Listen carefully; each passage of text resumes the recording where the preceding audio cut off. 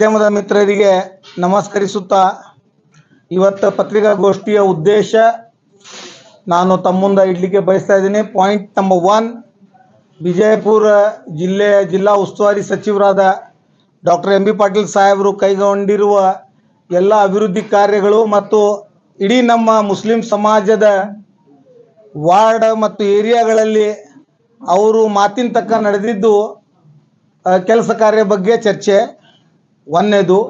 ಎರಡನೇದು point number 2, 29ನೇ ತಾರೀಕಿಗೆ ಬಬಲೇಶ್ವರ ಮತಕ್ಷೇತ್ರದಲ್ಲಿ ಕನ್ನೇರಿ ಶ್ರೀಗಳು ಏನು ಆಗಮಿಸುತ್ತಾ ಇದ್ದಾರೆ ಮತ್ತು ಯತ್ನಾಳ ಬಸನಗೌಡ ಅಂದರೆ ಬಶೀರ್ ಅಹಮದ್ ಉರ್ಫ್ ಬಸನಗೌಡ, ರಾಮನಗೌಡ ಉರ್ಫ್ ರೆಹಮಾನ್ ಸಾಬ್, ಯತ್ನಾಳ್ ಪಾಟೀಲ್ ಉರ್ಫ್ ಧರ್ಮಕಡ್ಲಿ ಇವರು ಗೈರ್ ಹಾಜಿರಿ ಅಂದರೆ ನಿನ್ನೆ ಅವ್ರದ್ದು ಒಂದು ಮಾಧ್ಯಮದಲ್ಲಿ ನಾನು ನೋಡಿದೆ. ಅವರು 29ನೇ ತಾರೀಕಿಗೆ ಅಲ್ಲೇ ಹೋಗ್ತಾ ಇಲ್ಲ ಅಂತ ಅವರಾಗಿ ಹೇಳಿದ್ದಾರೆ.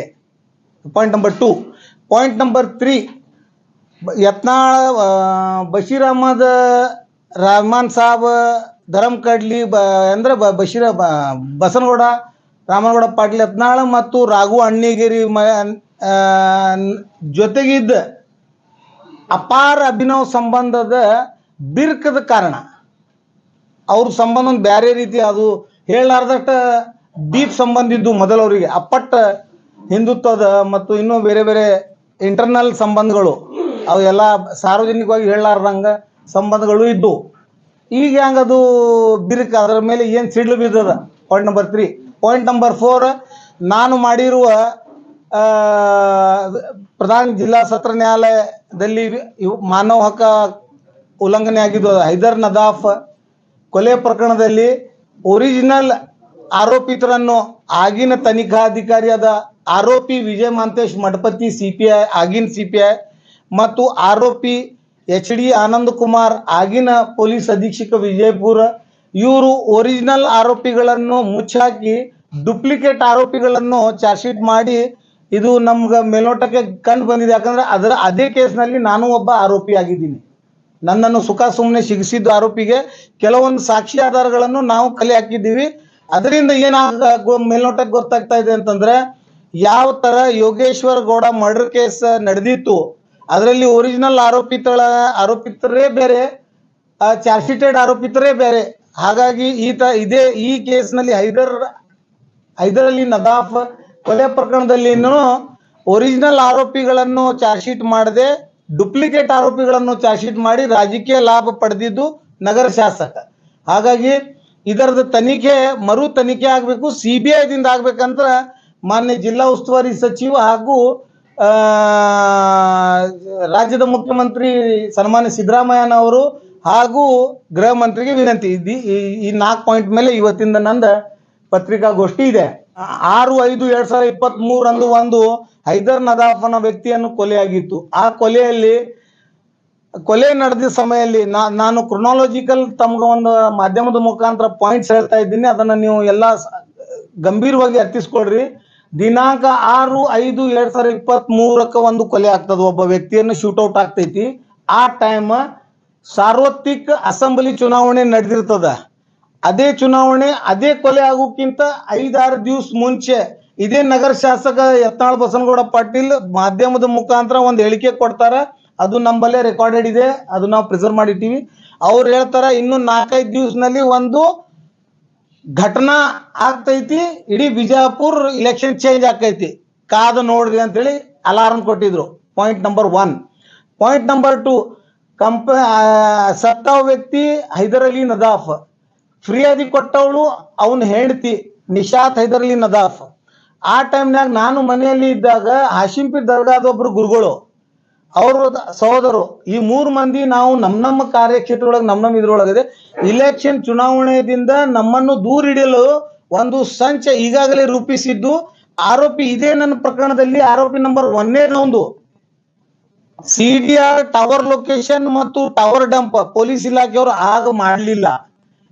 ಈಗೀಗ ನಾನು ಪೊಲೀಸ್ ಅಧೀಕ್ಷಕರಿಗೆ ನನ್ನ PC 1/24 ನಾನು ಹ್ಯೂಮನ್ ರೈಟ್ಸ್ ಕೋರ್ಟ್ನಲ್ಲಿ ಏನು ಪ್ರಕರಣ ದಾಖಲು ಮಾಡಿದ್ದೀನಿ ಅದರಲ್ಲಿ ನಾನು ಈಗಿದ್ದ SP ಲಕ್ಷ್ಮಣ್ ನಿಂಬರ್ಗಿ ಅವರಿಗೆ ನಾನು ಕೊಟ್ಟಿದ್ದೀನಿ ಮಾಹಿತಿ. ಅದರಲ್ಲಿ ಆ ಮರ್ಡರ್ ಕೇಸಿನ ಆರೋಪಿ number 1 tower location tower dump CDR ತೆಗದ್ರೆ ಅವಂದು ಯತ್ನಾಳ್ ಬಸನಗೌಡರದು ಟವರ್ ಒಂದೇ ಅದ ಅಂತ ನಮ್ಮ ಗಮನಕ್ಕಿದೆ. I have records.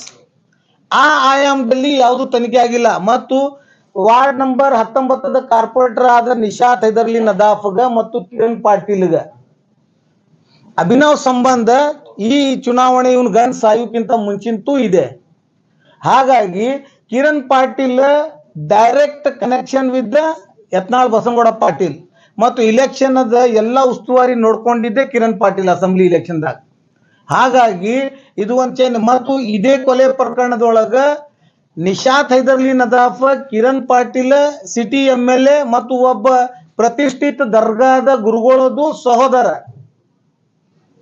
ಸಂಚು ರೂಪಿಸಿ ಒಂದು ಕೊಲೆ ಮಾಡಿಸಿ ಆರೋಪ ನಮ್ಮ ಮೇಲೆ ಹೇರಿ ಚುನಾವಣೆ ಯಶಸ್ವಿ ಆಗಿದೆ ಅಂತ ಒಂದು ಮೇಲ್ನೋಟಕ್ಕೆ ನಮ್ಗೊಂದು ಸ್ಕೆಚ್ ಸಿಕ್ಕಿದೆ. ಹಾಗಾಗಿ ನಾವು private complaint human rights file ಮಾಡಿದಾಗ ಆ ಆಯಾಮ್ನಲ್ಲಿ ಆ ಪಾಯಿಂಟ್ ಮೇಲೆ ಇನ್ವೆಸ್ಟಿಗೇಷನ್ ಮಾಡಲಿಕ್ಕೆ ತನಿಖಾಧಿಕಾರಿಗೆ ಸಾಕಷ್ಟು ಒತ್ತಾಯ ಹೇರ್ತಾ ಇದ್ದೀವಿ. ತನಿಖಾಧಿಕಾರಿ ಆ ಪಾಯಿಂಟ್ ಮೇಲೆ ಇನ್ವೆಸ್ಟಿಗೇಷನ್ ಮಾಡ್ತಾ ಇಲ್ಲ. ಮತ್ತು ನನ್ನ ಕಂಪ್ಲೇಂಟ್ ಕೇಸ್ ಸುಪ್ರೀಂ ಕೋರ್ಟ್ದಿಂದ ಡೈರೆಕ್ಷನ್ ಆದರೂ ಪೊಲೀಸ್ ಇನ್ವೆಸ್ಟಿಗೇಷನ್ ಪ್ರೊಸೀಜರಲ್ ಆಸ್ಪೆಕ್ಟ್ನಲ್ಲೇ ತನಿಖಾ ಮಾಡ್ತಾ ಇಲ್ಲ. ಅಡಿಷನಲ್ SP ಅವರು ತನಿಖಾಧಿಕಾರಿ ಇರೋದ್ರಿಂದ ಪೊಲೀಸ್ ವಿರುದ್ಧ ಪೊಲೀಸರು ತನಿಖಾ ಸರಿಯಾಗಿ ಮಾಡ್ತಾ ಇಲ್ಲ ಅಂತೇಳಿ ನಾನು ಜಿಲ್ಲಾ ಉಸ್ತುವಾರಿ ಸಚಿವ ಹಾಗೂ ಮಾನ್ಯ ಗೃಹ ಸಚಿವರು ಮತ್ತು ಮುಖ್ಯಮಂತ್ರಿ ಅವರಿಗೆ ಈ ಮಾಧ್ಯಮದ ಮುಖಾಂತರ ವಿನಂತಿಸಿಕೊಳ್ತಾ ಇದ್ದೀನಿ. ಪೊಲೀಸರು ವಿರುದ್ಧ ಚಾರ್ಜ್ ಶೀಟ್ ಹಾಕ್ಲಿಕ್ಕೆ ಸಾಧ್ಯನೇ ಇಲ್ಲ. ಅವರು ಸಮರಿ ರಿಪೋರ್ಟ್ ಹಾಕು ತಜ್ವೀಜ್ನಲ್ಲಿ ಇದ್ದಾರೆ ಅಂತ ನನಗ ಬಲ್ಲ ಮೂಲಗಳಿಂದ ಮಾಹಿತಿ ಇರೋದ್ರಿಂದ ಮತ್ತು ಸಾಕ್ಷಿ ಪೊಲೀಸರಿಗೆ ಅಧಿಕಾರಿ ಪೊಲೀಸರು ಹೆದರ್ಸ್ತಾ ಇದ್ದಾರೆ, ಥ್ರೆಟ್ನಿಂಗ್ ಕೊಡ್ತಾ ಇದ್ದಾರೆ. ಒಂದು ವೇಳೆ ಅಧಿಕಾರಿ ವಿರುದ್ಧ ನೀ ಏನಾದರೂ ಸಾಕ್ಷಿ ಹೇಳಿದ್ರೆ ಮಗನೇ ಸಸ್ಪೆಂಡ್ ಮಾಡ್ತೀವಿ, ಡಿಸ್ಮಿಸ್ ಮಾಡ್ತೀವಿ ಅಂತ ಹೇಳಿ ಹೆದರ್ಸ್ತಾ ಇದ್ದಾರೆ ಅಂತ ನನ್ನ ಗಮನಕ್ಕೆ ಬಂದಿದೆ. ಹಾಗಾಗಿ ಮಾನ್ಯ ಮುಖ್ಯಮಂತ್ರಿ ಅವರು ಇದು ಅತಿ ಸಂವೇದನಶೀಲ ಕೇಸ್ ಅಂತ ಪರಿಗಣಿಸಿ, ಯಾಕಂದ್ರೆ ಇದರಲ್ಲಿ ಈ ಕೊಲೆಯಲ್ಲಿ ನನ್ನನ್ನು ಸುಮ್ಮನೆ ಆರೋಪಿ ಮಾಡಿ ಅರೆಸ್ಟ್ ಮಾಡಿ 6 ದಿವಸ ಇಲ್ಲಿಗಲ್ ಡಿಟೈನ್ ಮಾಡಿದನ್ನು ನನ್ನ ಮಾನವ ಹಕ್ಕುಗಳನ್ನು ಉಲ್ಲಂಘನೆ ಆಗಿದೆ ಅಂತೇಳಿ ನಾನು ಸುಪ್ರೀಂ ಕೋರ್ಟ್ ಮಟ್ಟ ನ್ಯಾಯ ಕೇಳಲಿಕ್ಕೆ ಹೋರಾಡ್ತಾ ಇದ್ದೀನಿ. ಇಂಥ ಸಂದರ್ಭದಲ್ಲಿ ಒಬ್ಬ ನಗರ ಶಾಸಕ ಕೊಲೆ ಮಾಡಿಸಿದ್ದಾನೆ ಅಂತೇಳಿ ನೇರ ಆರೋಪ ಮಾಡ್ತಾ ಇದ್ದೀನಿ. ತನ್ನ ಚುನಾವಣೆ ಲಾಭಕ್ಕಾಗಿ ಒಬ್ಬ ವ್ಯಕ್ತಿಯನ್ನು, ಅಮಾಯಕ ವ್ಯಕ್ತಿಯನ್ನು ಕೊಲೆ ಮಾಡಿಸಿ ಅವಂದೇ ಹೆಂಡತಿ ಕಡೆಯಿಂದ ಇನ್ನೊಬ್ಬರ ಮೇಲೆ ಸುಳ್ಳು ಆರೋಪ ಮಾಡಿ ಚಾರ್ಜ್ ಶೀಟ್ ಮಾಡಿ ಕೇಸ್ ಮುಚ್ಚಿ ಹಾಕು ತಜ್ವೀಜ್ನಲ್ಲಿ ಇದ್ದಾರೆ. ಹಾಗಾಗಿ ಈ ಕೇಸನ್ನು CBIಗೆ ವರ್ಗಾವಣೆ ಮಾಡಿ ಸತ್ಯಾಸತ್ಯತೆಯನ್ನು ಹೊರಗೆ ತಂದು ಬಯಲಿಗಿಳಬೇಕು. ನಿಜವಾದ ಆರೋಪಿಗಳನ್ನು ಶಿಕ್ಷೆ ಮಾಡಿಸ್ಬೇಕು, ಇನ್ನೋಸೆಂಟ್ ಆರೋಪಿಗಳನ್ನು ದೋಷ ಮುಕ್ತಗೊಳಿಸ್ಬೇಕಂತ ಹೇಳಿ ನನ್ನ ಮಾಧ್ಯಮದ ಸಬ್ಮಿಷನ್. ಒಬ್ಬೊಬ್ರು ಕೇಳ್ರಿ, ಸಿಂಗಲ್ ಪ್ರಶ್ನೆ ಕೇಳ್ರಿ, ನೀವು ಅಂತ ಕೇಳ್ರಿ. ಸರ್ ನಾನು 2008ರಲ್ಲಿ, ಈಗ 2008ರಾಗ ವಕೀಲ ಆಗಿನಿ ಅಂತಂದ್ರೆ 25 ಅಂತಂದ್ರೆ 17 ವರ್ಷ ಆಗಿರ್ಬೇಕು. ಇಲ್ಲ, ಕೋರ್ಟ್ ಒಳಗೆ ಒನ್ ಮಿನಿಟ್ ನಾನು ಹೇಳ್ತೀನಿ ಕೇಳ್ರಿ. ಕೋರ್ಟ್ ಒಳಗೆ ಇದ್ದ ವಿಷಯನ್ನು ಮಾಧ್ಯಮದ ಮುಂದೆ ನಾನು ಚರ್ಚೆ ಮಾಡಿಲ್ಲ. Investigating point already matter is charge sheet is filed, matter is investigating method is concluded. ನಾನು ಏನು ಹೇಳ್ತಾ ಇದ್ದೀನಿ, ನನ್ನ ಕೇಸ್ ಅಂಡರ್ ಇನ್ವೆಸ್ಟಿಗೇಷನ್ ಇದೆ. ಯಾವುದು PC 1/24 pending before the supreme court. ಅದು ಎದಕ್ಕಿದೆ? ಆರೋಪಿ ಪೊಲೀಸ್ ಆಫೀಸರ್ಸ್ ಯಾರು? HD ಆನಂದ್ ಕುಮಾರ್ ಆರೋಪಿ, ವಿಜಯ್ ಮಹಾಂತೇಶ್ ಮಠಪತಿ ಮತ್ತು ಇನ್ನೂ 8 ಮಂದಿ ಕೂಡಿ ಕಾನೂನನ್ನು ಚಾಲೆಂಜ್ ಮಾಡಿದ್ದಾರೆ ಹೈಕೋರ್ಟ್ನಲ್ಲಿ. ಕಾನೂನೇ ತಪ್ಪಿದೆ ಅಂತೇಳಿ ಆ ಕೇಸ್ ಪೆಂಡಿಂಗ್ ಅದ. ಅದರದ ಮೆರಿಟ್ಸ್ನ ಡಿಸ್ಕಸ್ ಮಾಡಿಲ್ಲ. ನಾನೇನು ಮಾಡಕತ್ತೀನಿ, ಇನ್ವೆಸ್ಟಿಗೇಷನ್ ಡೈರೆಕ್ಷನ್ ಕೊಟ್ಟಿದ್ದಾರೆ ಸುಪ್ರೀಂ ಕೋರ್ಟ್ನವರು. Supreme court has directed the police officer to conduct investigation. Fair investigation ಆಗ್ತಾ ಇಲ್ಲ. ಹಾಗಾಗಿ ತನಿಖಾ ಅಧಿಕಾರಿಯನ್ನು ಚೇಂಜ್ ಮಾಡ್ರಿ ಅಂತೇಳಿ ನಾನು ಆಗ್ರಹ ಮಾಡ್ತಾ ಇದ್ದೀನಿ ಸರ್ಕಾರಕ್ಕೆ ಮನವಿ ಮಾಡ್ತಾ ಇದ್ದೀನಿ ನಾನು. ಯಾಕಂದ್ರೆ I can't reach chief minister directly. ಮುಖ್ಯಮಂತ್ರಿಗೆ ನೇರವಾಗಿ ಭೇಟಿ ಆಗುವುದು ನನಗೆ ಆಗುದಿಲ್ಲ. ಯಾಕಂದ್ರೆ ಹೈ ಸೆಕ್ಯೂರಿಟಿ ಝೋನ್ ಇರ್ತದೆ ಮತ್ತು ನಮ್ಮಂತ ಸಾಮಾನ್ಯ ವ್ಯಕ್ತಿಗಳಿಗೆ ಅವ್ರು ಭೇಟಿ ಆಗ್ಲಿಕ್ಕೆ ಕಷ್ಟ. ಅದೇ ನಾನು ಮಾಧ್ಯಮದಿಂದ ಫಾಸ್ಟ್ ನೆಟ್ವರ್ಕ್ ಯಾವುದೂ ಇಲ್ಲ ಈ ಜಗತ್ತಿನಲ್ಲಿ. ಲೈವ್ ನಡೆದಿದೆ. CM can see live statement ನಂದ.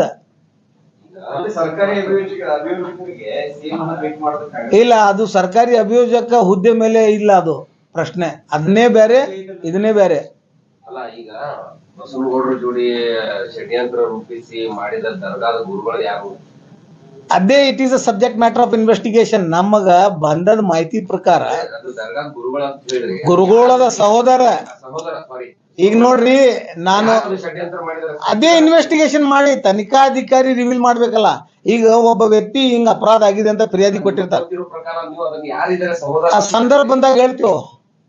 ಈಗ ತನಿಖಾಧಿಕಾರಿ ಕೊಡ್ತೀವಿ ಜವಾಬ್ದಾರಿ. ಮಾಡಿದ್ರೆ ಸರಿ, ಮಾಡ್ಲಿಲ್ಲ ಅಂದ್ರೆ ನಮ್ಮಲ್ಲಿ ಎವಿಡೆನ್ಸ್ ಇದೆ, ಅದನ್ನ ಹಾಜರು ಮಾಡ್ತೀವಿ ಸೂಕ್ತ ನ್ಯಾಯಾಲಯಗಳಲ್ಲಿ. ಸರ್ ನೆಕ್ಸ್ಟ್ ಎಲ್ಲ ಹೇಳಿರಿ, ನಾವು ಹೆಸರೊಂದು ಹೇಳ್ಬಿಟ್ರೆ ಹೆಸರು ಅಲ್ರಿ, ಸಮಯ ಬರ್ಬೇಕಲ್ಲ, ಸೂಕ್ತ ಸಮಯ ಬರ್ಲಿ, ಸೂಕ್ತ ಸಮಯ.